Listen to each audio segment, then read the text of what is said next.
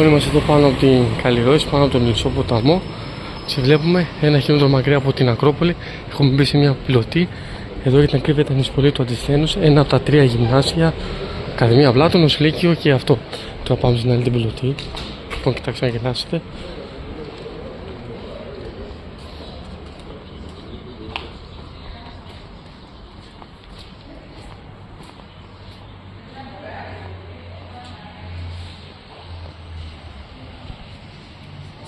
Είπατε κάτι, το πραγματικό επίπεδο της αρχαίας Αθήνας. Τουλάχιστον 3 μέτρα πιο κάτω από αυτό που πατάμε σήμερα. Είμαστε σε 1 χιλιόμετρο μακριά από την Ακρόπολη και είναι γεμάτο αρχαία. Λοιπόν, εδώ ήταν είμαστε στο Κοινόσαργες, η σχολή του Αντισθένους, ένα από τα 3 γυμνάσια, Ακαδημία Πλάτωνος, Λύκειο και το Κοινόσαργες. Λοιπόν, την καλησπέρα μου.